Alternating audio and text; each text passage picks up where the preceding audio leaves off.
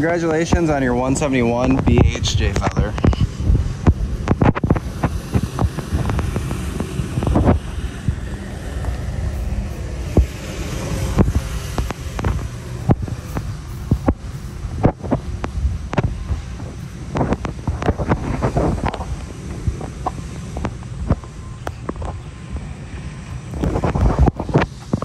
All right, we're just gonna go over some regular maintenance first. I like to say before and after camping season. You're gonna go on the roof, treat the roof and the awning with a conditioner and cleaner. Make sure it has a UV blocker in it. While you're on the roof, check the silicone, the caulk, and around the vents. Make sure it looks good. And then you're gonna go around the trailer. Same thing, all the corners, look at the silicone and caulk, make sure it looks good, otherwise get it replaced or fill the gaps. You can hit it twice a year with carnauba wax on the outside to keep the decals and the delam and decolorization down. Tires are filled with nitrogen. You can mix them with regular air. 2 years or 6,000 miles for the bearings to be repacked. When we take the look at our front of our camper, we're gonna have our bike rack with the straps to strap them in. We're gonna have our power front jack, which this tab right here comes off, and inside there's a spot for a socket to manually override it.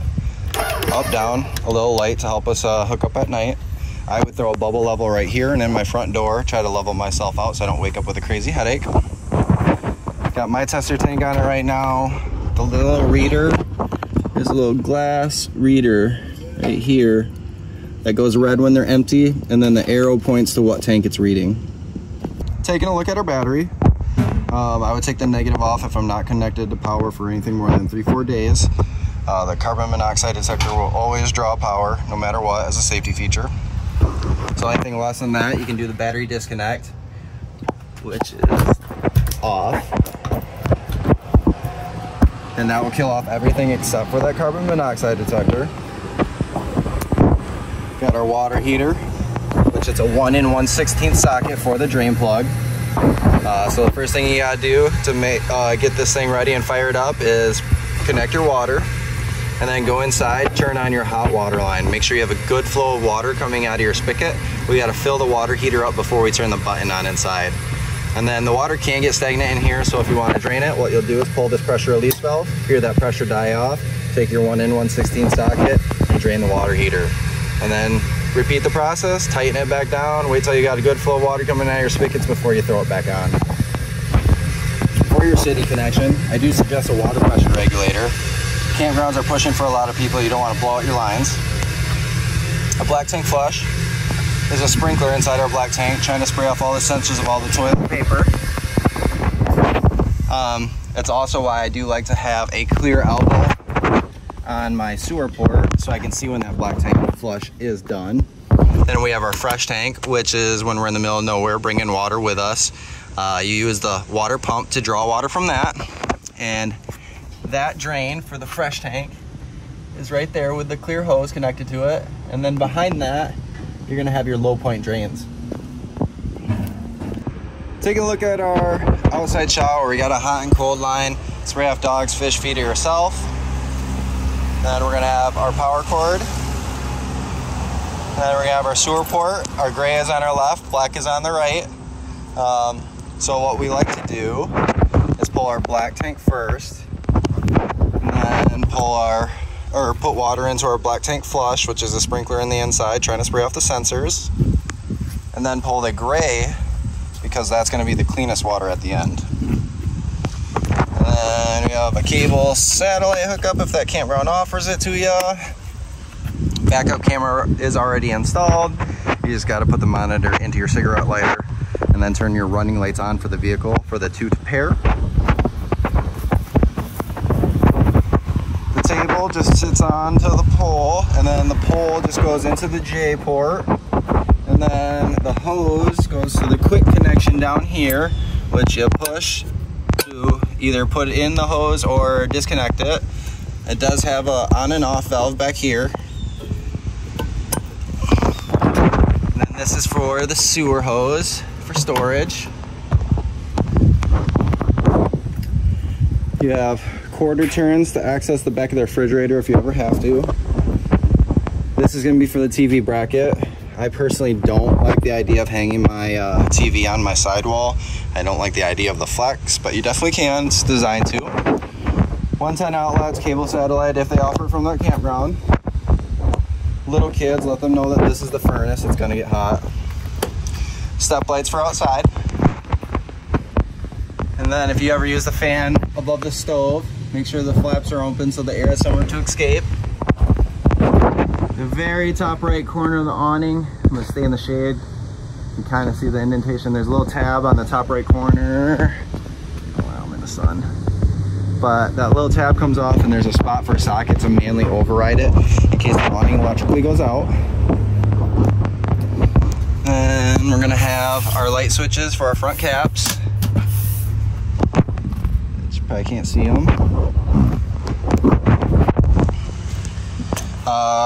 For our stairs, make sure the door is open. And then a little blue handle pulls the tab open, which goes behind the frame. Lock it in. And then you have these buttons for different ground clearances for different campgrounds that you'll be at. All right, looking at our stairs again. You want to try to make this as flush as possible. You don't want the bottom of the steps to hit the bottom of the door and rip itself out. Jumping in. I would travel with the table down. I have seen some of our trade-ins with the legs warped out a little bit. All right, taking a look at our TV. I just turned it on. We have our source button on the top right. And that's gonna go through TV, all your inputs, Bluetooth, and FM radio. I am on FM radio right now. So you have zones A, which is inside for your speakers, and B, which is outside. And then to find channels, you'll have to hit, not source, go to TV,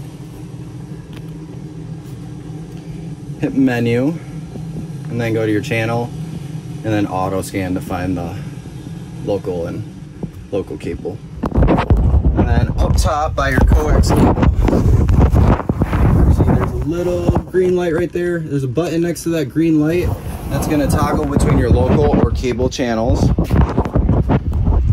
Got the little red button to lower that. We're gonna have our furnace controls right here. So what you do, turn that on, and then this would be warmer. We have our solar controller, which there's not much to do with. That's just trying to trickle charge your batteries. Unless you switched over to lithium batteries, then you're gonna need to go into the manual and switch the settings. Below that on the ground, we're gonna have our carbon monoxide detector.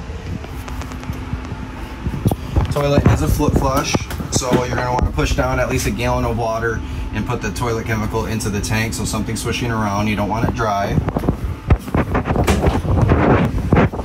Our 12-volt mini fridge, got controls on the top, and then no controls for the top or for the freezer. Microwave, if you need more directions, there is manual packet. For our stovetop, we're gonna have our igniter on the right. It constantly turns to the right. Open this up, start the flame.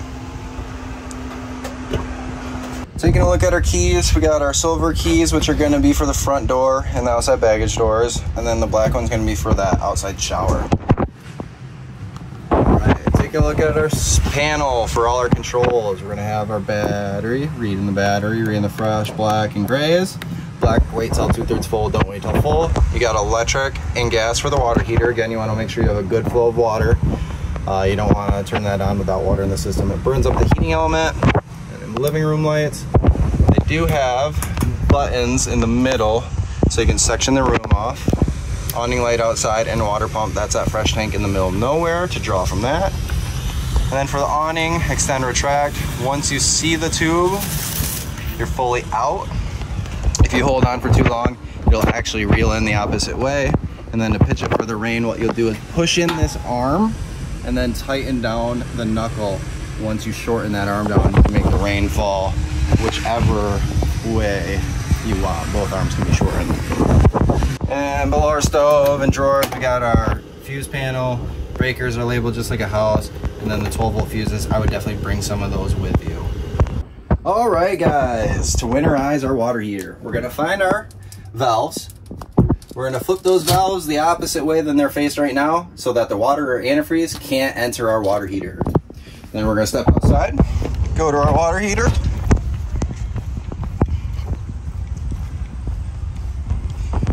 We're gonna pull the pressure release valve. And then we're gonna take our 1 1/16 socket. After that pressure dies off, take off our drain cap, allow it to drain.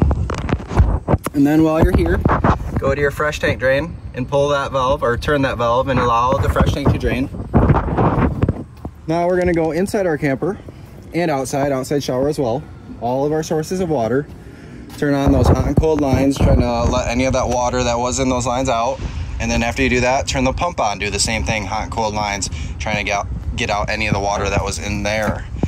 After we do that, what we're gonna do is go to our low point drains, actually. Sorry, before we do that. Go to our low point drains after we push down all the water from our pump and our lines. Open those, let the remaining water drain out. After it drains out, reclose those valves. And then we're gonna go inside our camper. Find our pump, same type of valve that was on that water heater. You're gonna turn that valve, which turns this hose that goes to nothing into a suction. So you can put that hose to a jug of antifreeze. And then when you turn your pump on, go to all your sources of water, including outside, hot and cold, and make sure you have paint coming out of all your lines. And then we're winterized. And then the last thing you would have to do is empty the tanks.